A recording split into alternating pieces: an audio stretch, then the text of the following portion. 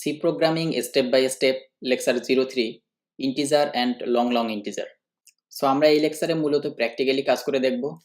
আমি শুরুতে একটা ইন্টিজার ভেরিয়েবল নিয়ে নিলাম a, দেন আর একটা ইন্টিজার ভেরিয়েবল নিয়ে নিলাম b। তার মানে এই a এবং b দুটো ইন্টিজার ভ্যালু হোল্ড করতে পারবে। a এর ভিতরে যদি আমি রেখে দেই 10 and b এর ভিতরে যদি আমি রেখে দেই 3, তারপর যদি প্রিন্ট করি result is percentage of d, দেন এখানে একটা নিউ লাইন দিয়ে দিলাম, এখানে প্রিন্ট করলাম a প্লাস b। আউটপুট কি আসবে বলেন তো একটু? রেজাল্ট ইজ এতটুকু প্রিন্ট করবে কোলন পর্যন্ত, তারপর এখানে পার্সেন্টেজ অফ ডি।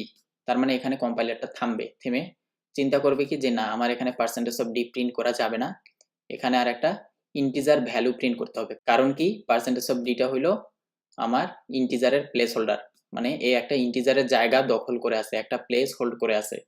সো এখানে আমি পার্সেন্টেজ অফ ডি প্রিন্ট করব না, প্রিন্ট করব কমার পরে যে ভ্যালুটা, মানে a প্লাস বি, ঠিক সেই ভ্যালুটা। সো a প্লাস বি এর মান কত? 10 প্লাস 3 মানে 13। সো এই কোডটা রান করলে আমাদের রেজাল্ট আসবে, রেজাল্ট ইজ 13। ওকে, এবার আরেকটা জিনিস দেখে নেই। সো এখানে যদি আমি a প্লাস বি না দিয়ে a ডিভাইডেড বাই বি দিতাম, তখন রেজাল্ট কত আসতো বলেন তো?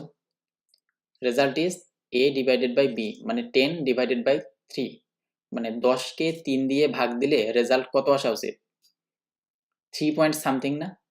কিন্তু আশ্চর্যজনকভাবে রেজাল্ট আসবে শুধুমাত্র 3, রেজাল্ট ইজ 3। তাহলে দশমিকের পরের অংশগুলো গেল কোথায়? 3.33, ওই যে 33 ওটা কোথায় গেছে? কারণ একটা ইন্টিজারকে যখন আমরা আরেকটা ইন্টিজার দিয়ে ভাগ দিব, তখন রেজাল্টটাও আসবে একটা ইন্টিজার। এর আগে পরে আসছে কি, ইন্টিজার কখনো পূর্ণ সংখ্যা ব্যতীত অন্য কোনো সংখ্যা হোল্ড করতে পারে না। সো রেজাল্ট আমাদের আসা উচিত ছিল এরকম 3.33 সামথিং লাইক দ্যাট, বাট আমাদের রেজাল্ট আসতেছে শুধুমাত্র 3। কারণ কি, এটা একটা ইন্টিজার ভ্যালু, আর ইন্টিজার দশমিকের পরের সংখ্যাগুলো রাখতে পারে না, মানে শুধুমাত্র পূর্ণ সংখ্যা রাখে। সেজন্যই আমার রেজাল্টে শুধুমাত্র 3 দেখাইতেছে, দশমিকের পরের অংশগুলো হারাই গেছে। বুঝতে পারছি? এবার যদি আমি এখানে মড দিয়ে দেই, তাহলে রেজাল্টটা কত আসা উচিত? এই মড সাইনটা বা পার্সেন্টেজ অফ সাইনটাকে বলা হয় মডুলাস। কি বলা হয়? MODULUS, modulus. মানে হলো যেটা আমাদের ভাগশেষটা রিটার্ন করে বা রিমাইন্ডার। ওকে, সো যখন আমি a mod b দিব, তার মানে রেজাল্ট আসবে a কে b দিয়ে ভাগ করার পর ভাগশেষ বা অবশিষ্টাংশ যেটা, সেটাই রিটার্ন করবে।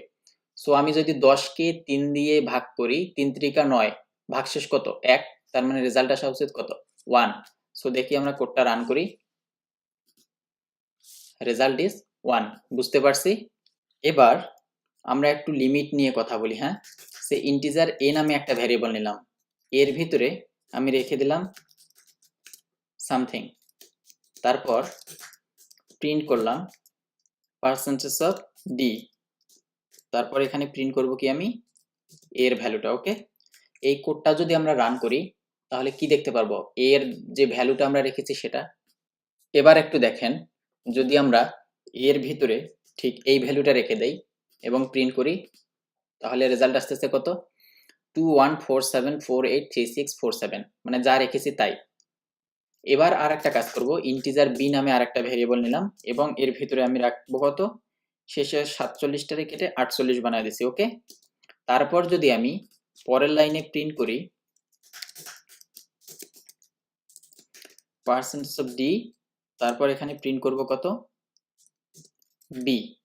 দেখেন এবার একটু চমকে যাবেন, এর ভ্যালুটা ঠিকই প্রিন্ট করছে, যা ছিল তাই, কিন্তু বি এর ভ্যালুটা একটা নেগেটিভ ভ্যালু প্রিন্ট করছে। আমরা বি এর ভিতরে কি কোনো নেগেটিভ সংখ্যা রেখেছি? না, তাহলে সে এই ভ্যালু পাইলো কোথায়? এখানেই হলো লিমিটটা, কারণ আমরা ইন্টিজারের যে ম্যাক্সিমাম লিমিট সেটা হলো এই সংখ্যাটা 2147483647। এর থেকে যখনই এক বড় সংখ্যা দিয়েছি, মানে শেষে 47টাকে 48 করে দিয়েছি, তখনই সে ওই ভ্যালুটা রাখতে পারেনি, তখন একটা গার্বেজ মানে একটা আবর্জনা মানে জঙ্গল রেখেছে, উল্টাপাল্টা একটা ভ্যালু প্রিন্ট করে দিয়েছে। বুঝতে পারছি? তার মানে একটা ইন্টিজারের যা লিমিট, এর থেকে বড় সংখ্যা যদি আমরা কখনো দেই, ওই ভ্যালুটা ইন্টিজারটা রাখতে পারে না, তখন ওর ভিতরে সে ইচ্ছে মতো একটা গার্বেজ ভ্যালু বসায় দেয়। ওকে, এবার আরেকটা জিনিস খেয়াল করি, এই ভ্যালুটা ইন্টিজারে রাখার ফলে সে উল্টাপাল্টা ভ্যালু প্রিন্ট করতেছিল। এটাকে যদি আমি ইন্টিজার না লিখে লং ইন্টিজার বানায় দেই এবং পার্সেন্টেজ অফ ডি এর জায়গায় যদি পার্সেন্টেজ অফ এল ডি লিখি, তাহলে কি আসে দেখি। এবার কিন্তু ভ্যালুটা যা রেখেছি তাই আসছে। এর ভ্যালু ইন্টিজার তো রাখছেই, বি এর ভ্যালুটাও ঠিক আছে। কারণ কি, লং ইন্টিজারের সাইজ হলো 8 বাইট, মানে এটা হলো 64 বিট পর্যন্ত ডেটা রাখতে পারে, যেটা লিমিটটা হলো এই সংখ্যার থেকে অনেক বেশি। সেজন্য ভ্যালুটা যেটা রেখেছিলাম সেটাই দেখাইতেছে এখানে। বুঝতে পারছি?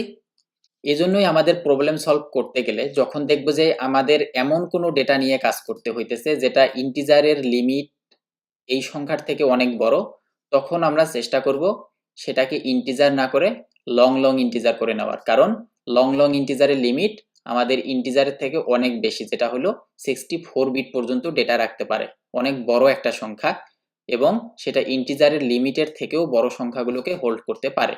আর একটা জিনিস এখানে আমরা অবশ্যই খেয়াল করি, এখানে দিয়েছিলাম পার্সেন্টেজ অফ ডি, কারণ কি এ ছিল একটা ইন্টিজার, ইন্টিজারের প্লেস হোল্ডার হলো পার্সেন্টেজ অফ ডি, আর এখানে বি ছিল একটা লং ইন্টিজার যার প্লেস হোল্ডার হলো পার্সেন্টেজ অফ এলএলডি, এজন্য আমরা এখানে এলএলডি লিখেছি। ওকে, আর একটা জিনিস আমরা একটু দেখে নেই, যেটা হলো সবসময় তো আমাদের লিমিট সাইজ এগুলো মনে রাখা সম্ভব না, তাই না?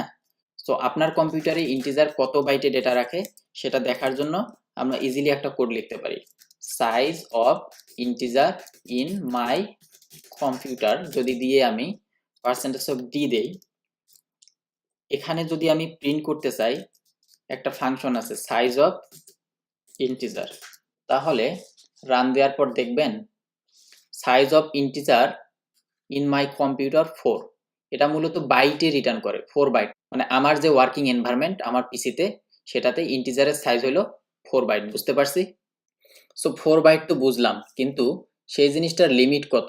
এখন যদি আমি দেখতে চাই যে ইন্টিজার ম্যাক্সিমাম কত পর্যন্ত ডেটা রাখতে পারে, কত লিমিট পর্যন্ত, তাহলে আমরা যেটা করতে পারি, আরেকটা জিনিস আছে, the maximum value of integer is, এখানে আপনি লিখতে পারেন আইএনটি ইন্টিজার এক্স, ম্যাক্স নামে একটা জিনিস আছে, যেটা লিখতে গেলে অবশ্যই আপনার এখানে আরেকটা হেডার ফাইল ইনক্লুড করতে হবে, has include limits.h। Okay, so আমাদের এই ইন্টিজার ম্যাক্স এই জিনিসটা ডিফাইন করা আছে এই হেডার ফাইলটার ভিতরে।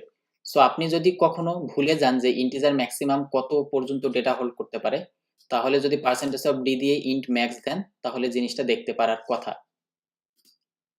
দেখেছেন এই যে the maximum value of integer is 2147483647।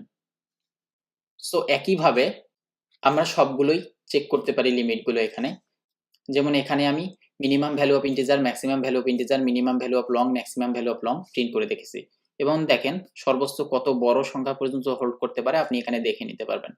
ওকে, যেমন ইন্টিজারের মিনিমাম ভ্যালু 3648 নেগেটিভ এবং 3647 পজিটিভ। পজিটিভ সংখ্যাটা এক কম নেগেটিভে থেকে, কেন? কারণ জিরোটা পজিটিভ সাইডে গেছে, এজন্য পজিটিভ সাইডে একটা সংখ্যা কম। ওকে, একইভাবে লং এর ক্ষেত্রেও সেম, এবং লং এর লিমিট দেখেন সর্বোচ্চ কত পর্যন্ত এবং সর্বনিম্ন কত পর্যন্ত এখানে দেয়া আছে।